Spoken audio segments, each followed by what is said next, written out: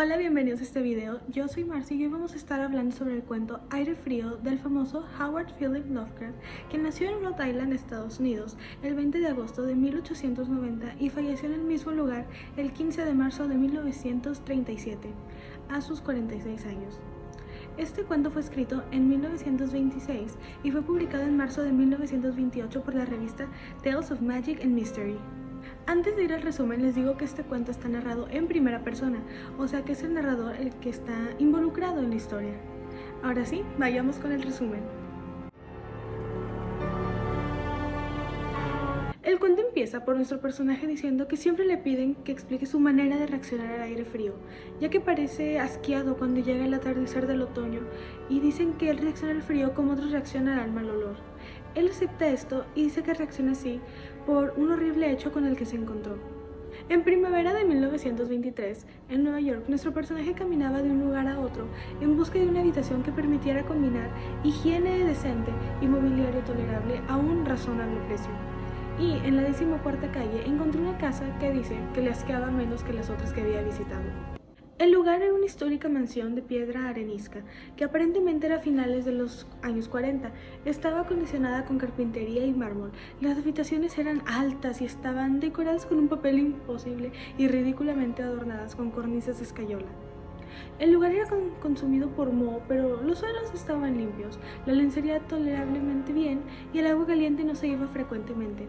Con todo esto, el personaje decide que el lugar está bien hasta poder conseguir dinero para ir a un lugar mejor. La casera era una mujer española llamada Herrero, a la cual describe como una mujer desaliñada y casi barbuda. Sus compañeros inquilinos eran silenciosos y poco comunicativos, cosa que le agradaba, mas la mayoría eran hispanos a los que describe de grado tosco. Después de 3 semanas de estar viviendo ahí, ocurre un incidente extraño. Alrededor de las 8 de la noche, él empezó a escuchar una salpicadura y durante algún tiempo empezó a oler amoníaco. Miró a su alrededor y vio que en su techo estaba húmedo y goteando. Para resolver este goteo, bajó al sótano a decírselo a la casera, a la cual le aseguró que le arreglaría el problema rápidamente. Subiendo las escaleras, la señora Herrero le dice que el doctor Muñoz tiene arriba todos sus productos químicos, que él está demasiado enfermo para medicarse y cada vez está peor, pero él no quiere recibir ayuda de nadie. Le dice que tiene una extraña enfermedad y que siempre toma baños apestosos y no puede entrar en calor. Él ya no ejerce como médico, pero en algún momento fue bueno. El doctor nunca sale a menos que sea al tejado, y Esteban, el hijo del señor Herrero, le suele traer comida, ropa limpia, medicinas y productos químicos, y el amoníaco es lo que usa para mantenerse frío. Esto es lo que la señora Herrero le dijo antes de desaparecer al 4º piso. Él regresó a su habitación y el amoníaco dejó de gotear. Mientras limpiaba lo que se había mojado, escuchó pasos de la señora Herrero y se percató que no había escuchado los pasos del señor Muñoz y solo había escuchado ciertos sonidos como de un mecanismo. Esto le hizo pensar que cuál era la extraña aflicción de ese hombre y su rechazo a la ayuda externa. Una mañana, mientras estaba escribiendo en su escritorio, le empezó a dar un infarto. Los médicos le habían avisado lo peligroso que eran estos ataques, así que, sin perder tiempo, se acordó que la casera le dijo que el señor Muñoz era un doctor, así que se arrastró por las escaleras y llamó a la puerta del doctor. La puerta fue contestada por alguien que hablaba un inglés correcto y a la distancia le preguntó cuál era su nombre y profesión. Al contestar esto, se abrió la puerta y una ráfaga de aire frío se sintió, aún siendo uno de los días más calurosos de junio. Al entrar, dice que en el lugar había decoración de buen gusto, había un sofá cama, los muebles eran de caoba, había fastuosas colgaduras, antiguos cuadros, librerías repletas que revelaban el nivel de estudio de aquel hombre, y en el vestíbulo estaba la habitación de las botellas y máquinas que la señora Herrero había mencionado. Ese lugar de máquinas era simplemente el laboratorio del doctor. Y a todo esto, él describe al señor Muñoz como un hombre de edad, cultura y distinción. Era alguien pequeño y vestía un tibio formal. Tenía una cara larga y avesada y estaba adornada por una pequeña barba gris. Unos anticuados espejuelos protegían sus ojos, oscuros y penetrantes, una nariz aguileña que daba un toque árabe, un abundante bien cortado cabello que anunciaba puntuales visitas al peluquero y que su retrato completo denotaba un golpe de inteligencia, linaje y crianza superior. Al sentir la ráfaga del frío de la habitación, él sintió una repugnancia que no podía justificar, pero la repugnancia pronto se convirtió en admiración a causa de la habilidad del médico, que pronto se manifestó a pesar del frío y sus manos temblorosas. El doctor entendió claramente las necesidades de una mirada y las atendió con una destreza magistral, al mismo tiempo que los reconfortaba con una voz de fina modulación. Mientras sondeaba su pecho, mezclaba algunos tragos de drogas adecuadas que traía de su pequeño laboratorio. Con eso, lo hizo confirmar que estaba en compañía de un hombre de buena cuna, algo que para él era una novedad, dado en el ambiente en el que se encontraba, al cual describe como sórdido. El doctor buscaba distraer los pensamientos de él, hablando de teorías y experimentos, y le daba un consuelo cuidadoso sobre su corazón débil, insistiendo que la voluntad y la sabiduría hacen fuerte un órgano. Se libró de su ataque en un tiempo asombrosamente corto, abandonó el frío lugar, el cual estaba alrededor de unos 55 o 56 grados Fahrenheit, y era mantenida por un sistema de absorción de amoníaco frío y por el motor de gasolina, el cual oía a menudo en su habitación. Después de lo que pasó, él hacía frecuentes visitas, escuchándolo de sus investigaciones y sus terribles resultados. Al pasar del tiempo supo del doctor Torres de Valencia, con quien el doctor Muñoz compartió sus primeros experimentos, y él le había orientado a través de las grandes afecciones de 18 años atrás, de donde procedían sus desarreglos presentes. El doctor Muñoz dijo que los métodos de curación habían sido de los más grandes y extraordinarios, aunque envolvían escenas y procesos no bien vendidos por los galenos ancianos y conservadores. Pasaban las semanas y nuestro personaje nos dice que veía cómo el doctor iba perdiendo el control, como la señora Herrero había insinuado. La voz del doctor era a menudo hueca y poco clara, sus movimientos musculares iban perdiendo coordinación y su mente y determinación eran menos elásticas y ambiciosas. El doctor Muñoz desarrolla gustos un tanto peculiares, como una fascinación por especies exóticas y el incienso egipcio, el cual hacía que su habitación se sintiera un ambiente como el de una tumba en el Valle de los Reyes. Y el doctor también va teniendo una necesidad por mantener las temperaturas bajas, tanto que las mantenía debajo de los 28 grados Fahrenheit. El doctor Muñoz cada vez se vuelve más desconcertante y a veces aterrador. Aunque hablaba muy seguido de la muerte, se reía al mencionar o al ser sugerido el entierro o un funeral. Aunque nuestro personaje empezó a ver al doctor como alguien un tanto desconcertante, él no podía dejarlo dado a que estaba agradecido que lo curó de su ataque. Él se aseguraba de que la habitación del doctor no tuviera polvo y cuidaba de sus necesidades diarias. Él hizo muchas de sus compras y se quedó confundido al ver ciertos químicos que pidió el doctor. Había una atmósfera de pánico alrededor de la habitación. La casa entera tenía un olor rancio y el aroma de su habitación era peor sin contar todos los químicos que ya se encontraban ahí. La señora Herrero se alejaba del doctor y le prohibió a su hijo continuar haciéndole encargos, así que dejaron en manos de nuestro personaje al doctor Muñoz. Cuando el doctor se le recomendaba a otros médicos, él se enojaba y se rehusaba a ser confinado en su cama. Después de mediados de octubre llegó el horror. Una noche, alrededor de las 11, la bomba de la máquina refrigeradora se rompió. El doctor Muñoz le avisó y nuestro personaje empezó a intentar reparar la máquina, pero no se pudo y para conseguir un mecánico tenía que ser hasta la mañana siguiente. El doctor estaba furioso y alarmado, estaba hinchado hasta proporciones grotescas y de vez en cuando un espasmo le causaba chasquidos en la mano y en los ojos y corría al baño. La frialdad de la habitación era cada vez menor y alrededor de las 5 de la mañana el doctor se fue al baño y le ordenó que lo estuviera llenando de hielo. Él iba a cafeterías y a tiendas nocturnas, tratando de surtirse de hielo, y al llegar a la habitación solo escuchaba un chapoteo, gritando ¡más! ¡más! Las tiendas empezaron a abrir y le pidió a Esteban que le ayudara a conseguir hielo, mientras él iba a buscar a alguien que pudiera reparar la máquina, pero Esteban se negó porque su madre se le había prohibido. Encontró un vagabundo en la esquina y lo contrató para cuidar y abastecer de hielo al doctor. La tarea parecía imparable, daba vueltas y vueltas, veía pasar las horas, hacía llamadas telefónicas, iba de sitio en sitio y a la 1:30 dos robustos e inteligentes mecánicos estaban en su albergue. Él había hecho todo lo que podía y esperaba poder llegar a tiempo. La casa estaba en una agitación completa, había un hombre rezando en tonos intensos y los inquilinos juraban sobre las cuencas de sus rosarios que percibieron un olor debajo de la puerta del doctor. El vagabundo que había contratado parecía que había escapado chillando y enloquecido después de la segunda entrega de hielo. La puerta estaba cerrada desde adentro y no había ningún otro ruido más que uno que otro goteo. La casera encontró una forma de darle vuelta a la llave desde afuera y con las narices tapadas entraron todos temerosamente a la habitación. Había una especie de oscuro y baboso rastro que se dirigía a la puerta del baño hacia el escritorio, en donde había un terrorífico charco. Algo había garabateado en lápiz sobre un trozo de papel que parecía como si hubiese garraza. Había trazado sus últimas palabras apresuradas. El resto seguía hasta el sofá y ahí desaparecía.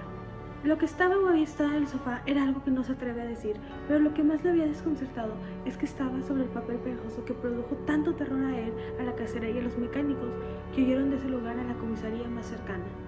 Los garabatos decían: ya está aquí, no hay más hielo. El hombre echó un vistazo y salió corriendo. Más calor cada minuto y los tejidos no pueden durar. Imagino que sabes lo que dije sobre la voluntad y los nervios, y de conservar el cuerpo después de que los órganos dejasen de funcionar. Era una buena teoría, pero no podría mantenerla indefinidamente. Había un deterioro gradual que no había previsto. El doctor Torres sabía, pero la conmoción lo mató. No pudo soportar lo que tenía que hacer. Tenía que meterme en un lugar extraño y oscuro. Cuando presté atención a mi carta y consiguió mantenerme vivo. Pero los órganos no volvieron a funcionar de nuevo. Tenía que haberse hecho a mi manera, conservación. Pues como se puede ver, fallecí hace 18 años. Ahora analicemos un poco este cuento. Los temas que yo identifiqué en este cuento fueron la muerte y la inmortalidad, el miedo y la desesperación. La muerte porque es el final de la historia, la inquietante muerte del Dr. Muñoz, la cual también nos lleva al segundo tema, la inmortalidad. Esto es porque al parecer esto era lo que quería lograr el doctor con sus investigaciones. El miedo es algo que todos en la casa sintieron, la casera, los vecinos, el vagabundo que contrató y los mecánicos. Al momento en el que el señor Muñoz desapareció, ya nadie sabía qué fue lo que había pasado y cuántos se enteraron se horrorizaron. Y por último, la desesperación. Desesperación fue la que sintió nuestro personaje al momento de que no podía reparar la máquina y que no había mecánicos a la hora que lo necesitaba. Y cuando iba a conseguir hielo para el doctor, él solo decía, más, más. Y cuando le pidió a Esteban que lo ayudara, él se negó y le habló a alguien que no conocía con la esperanza de que lo pudiese ayudar. Y por último, la desesperación también se puede ver cuando el doctor le pide más hielo, ya que era su única esperanza de poder seguir vivo. Ahora con espacio y tiempo, la historia pasa en la ciudad de Nueva York. También está la casa antigua, con las habitaciones grandes y altas, que decía que había moho, pero los pisos estaban limpios, y esta casa parecía que era de los años 40, o sea, 1840. Estuve investigando y encontré que la casa que inspiró a Lovecraft en esta historia es la 317 oeste de la calle 14 en Nueva York. Y bueno, y con el tiempo, al principio de la historia se nos menciona que el personaje llegó a la casa en primavera de 1923, y la historia pasaba a través de los meses de ese mismo año. Ahora los personajes. Tenemos al narrador, el doctor Muñoz, la casera, Esteban, el vagabundo, los mecánicos, los vecinos y el doctor Valencia. El personaje principal, que es el que nos narra la historia, no tiene nombre, ya que nunca se nos menciona esto. De él podemos ver cómo es que él es algo crítico, ya que para él el estar viviendo en esa casa era algo de mientras, ya que él quería algo mejor. Y también el cómo analiza el doctor, el cómo vestía y el cómo parecía que él hablaba un inglés correcto. Y al ver todos sus libros lo llevó a pensar que él era alguien bien. También podemos ver cómo él es algo racista por la manera en la que describe a la señora Herrero como una mujer desaliñada y por cómo se refiere a sus vecinos diciendo que eran hispanos de grado tosco. El doctor Muñoz es claramente alguien viejo pero inteligente, ya que se dedicó a estudiar la manera de mantenerse vivo estando ya muerto. También de él vemos que es alguien en el cual no confían muchas personas porque no hablaba con nadie más que con Esteban y con el personaje principal. Con la casera se nos menciona que es una mujer española llamada Herrero, a la cual se le escribe como una mujer desaliñada, casi barbuda. No se menciona mucho sobre su carácter, pero dice que no molestaba con chismes o con críticas. Ahora de Esteban solo sabemos que era el hijo de la casera y que le hacía mandados al doctor Muñoz hasta que su mamá le dijo que ya no lo hiciera. Del vagabundo simplemente sabemos que es alguien que nuestro personaje encontró en la calle y que le pidió que le llevara hielo al doctor, pero al final terminó huyendo horrorizado. Y de los mecánicos sabemos que llegaron a la casa a reparar la máquina que mantenía el frío, pero salieron horrorizados a la comisaría después de ver los extraños sucesos. Y ahora con los vecinos sabemos que la mayoría eran de origen hispano y que no molestaban, y por la historia podemos deducir que algunos de ellos eran religiosos, ya que se nos menciona que había vecinos que estaban rezando. Y por último, el doctor Valencia. De él sabemos que él era con quien trabajaba el señor Muñoz y hacían sus investigaciones juntos, pero terminó muriendo. Ahora un poco de contexto sobre la vida del autor que se puede ver reflejada en el cuento, y es que Lovecraft no tenía la habilidad de socializar fácilmente, entonces esto se refleja en el momento en el que dice que sus vecinos son silenciosos y poco comunicativos, lo cual es algo que a él le agrada, porque era algo que a él le agradaría en la vida real.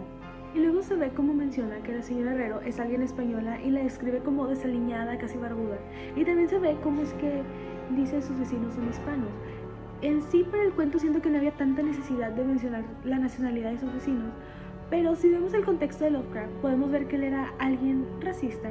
Entonces, yo creo que puso esto de los vecinos como para mencionar o hacer énfasis en que no estaba en un lugar de alto nivel. También al mencionar que la casera era desaliñada y barbuda, era como querer insultar a los españoles, por lo mismo que él era racista.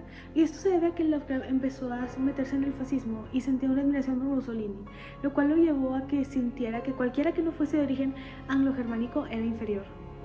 Y ahora con las cosas que lo inspiró a escribir este cuento, fue uno que desde niño Lovecraft tenía una sensibilidad extraña al frío, lo cual lo podemos ver en el personaje principal que siente una repugnancia al frío. Y bueno, y segundo es que ya lo mencioné un poquito esto, pero la casa que inspiró a Lovecraft en esta historia fue la casa de un amigo de él, George Kiki, el cual vivió brevemente mientras estaba en Nueva York. Y bueno, y ya para cerrar este video, quiero decir que este cuento me gustó mucho. Cómo es que una cosa nos lleva a la otra. Primero sentí que el título no tenía mucho que ver con la historia, pero al mencionar que la habitación era fría, como que ya iba entendiendo. Pero luego nos menciona que es un doctor que estaba enfermo y que no quería ayuda de nadie. Entonces supuse que era porque el doctor no confiaba en nadie y que creía mucho en sus habilidades para curarse por sí solo. Pero cuando revelan que es porque llevaba muerto 18 años, sí fue un poco sorpresa. Pero bueno, mientras lees este cuento te vas haciendo preguntas y siento que eso fue lo que hizo este cuento más entretenido. Pero bueno, espero que se animen a leerlo y espero que les haya gustado este video. Bye.